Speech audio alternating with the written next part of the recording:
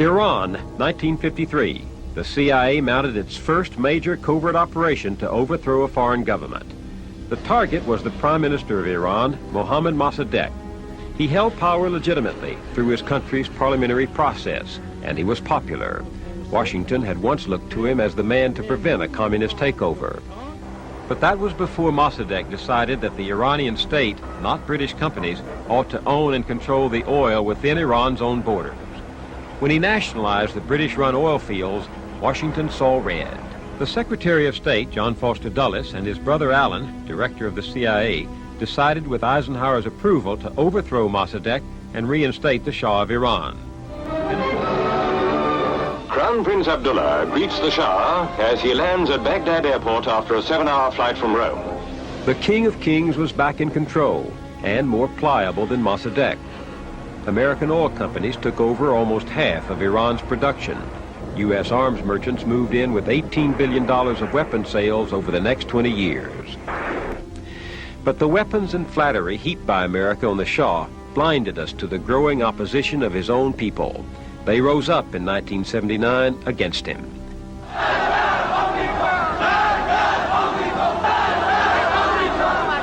Death to the Shah, they shouted. Death to the American Satan. The Iran-Contra hearings, convened in May 1987 by a special joint committee of the United States Congress to investigate the sale of U.S. weapons to Iran and the illegal diversion of money to the Contras.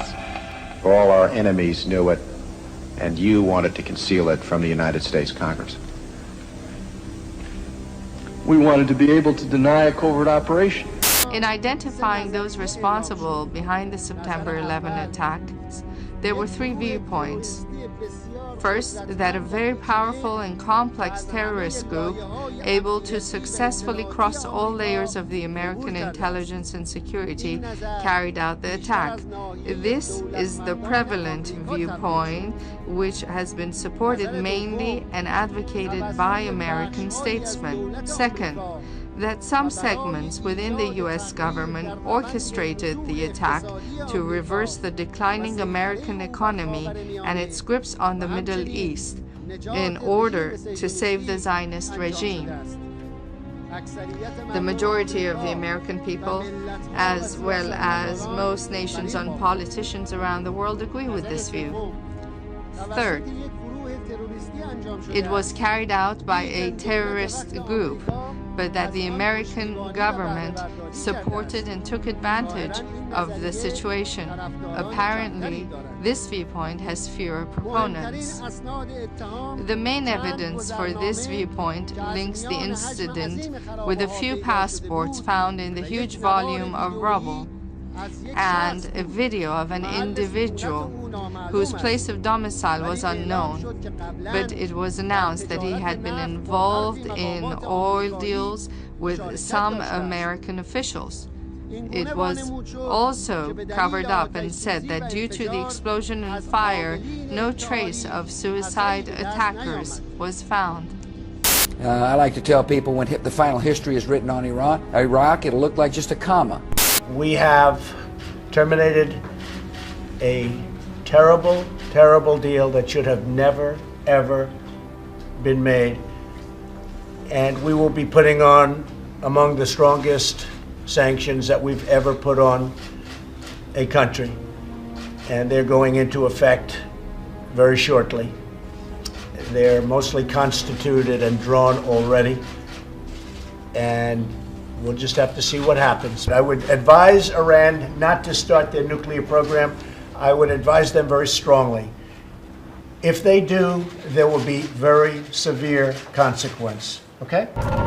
This is Dan Dicks here reporting for Press for Truth, and there is a great deal of deception happening right now, ladies and gentlemen, as the masses in the West are being manipulated into going along with a war that is intended to overthrow the Iranian regime and to install a puppet leader there. A puppet whose strings can be pulled in any direction that the U.S. and their ally Israel desires. Iran warns preemptive action against Israel expected in the coming hours by Resistance Front.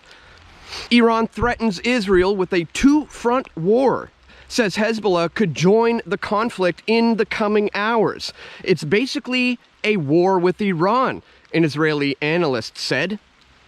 Iran's Guards commander warns of another shockwave if Israel does not end atrocities, Reuters puts in quotes. And now Biden is facing the ultimate test as Iran, which backs Hamas, warns of deadly consequences. This all, of course, escalated 10 days ago when Hamas launched an attack on Israel, with the Israeli intelligence Mossad allegedly being just caught off guard by this, and they couldn't have seen this coming. But as I said in this report, they knew the attack was coming, and they knew they would retaliate. What you need to know, where I explained how Hamas is a creation of the Mossad, which is Israeli intelligence, along with the help of the CIA. And the CIA has been working for decades now to overthrow the Iranian and Syrian regimes with the help of their ally Israel, as now the war drums are starting to beat louder than ever. Iran warns of preemptive action against Israel amid Gaza war. Tehran has warned that a ground offensive on the besieged Gaza Strip would be met with a response from other fronts. Iran has warned of a possible preemptive action against Israel in the coming hours as Israel prepares for a ground offensive on the Gaza Strip. Meanwhile, the Pentagon has put troops on notice to prepare to deploy to support Israel. That sure does sound like a war is brewing to me. But this is 2023, where we have wars and rumors of wars playing out on places like X, formerly known as Twitter. This is the account for Iran's supreme leader, who said, "Our numerous intelligence reports show that the US is formulating the Zionist regime's current policy, and what is being done is governed by US policy making. The US must be held responsible for this situation." To which the community notes pointed out, US supports both Israel and Palestine with money. Since April 2021, the United States have provided over $500 million in assistance for the Palestinians. And I'll take that one step further with the fact that the US and its ally Israel uses these pawns, like Al-Qaeda and ISIS and Hamas and Hezbollah, as their tools to generate fear and to destabilize the Middle East in their effort to eventually take out the Iranian and Syrian regimes. That's the bigger picture here. So moving forward, folks, let's never forget that they lied about Iraq. They lied about Afghanistan. They lied about Libya and Syria and Iran. So it's important to remember, as these tensions continue to escalate, where this is all stemming from and where this may potentially lead to. The US regime is attempting to take over the Middle East, one nation at a time, through proxy wars and humanitarian missions. But the good news is there are a lot of us these days who see this for what it truly is. If that's you, please help by sharing this video. Let's get the word out there that we are being manipulated into going along with a war here whose intentions are to continue to destabilize the Middle East by taking over nations like Iran and Syria. So my friends, please share this video far and wide.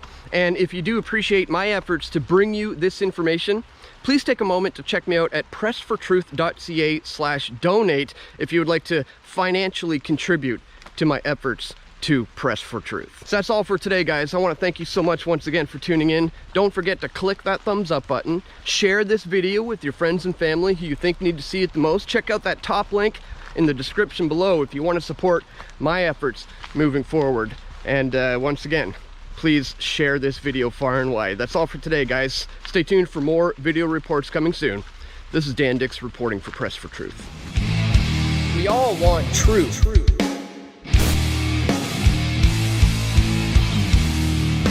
The truth will set you free.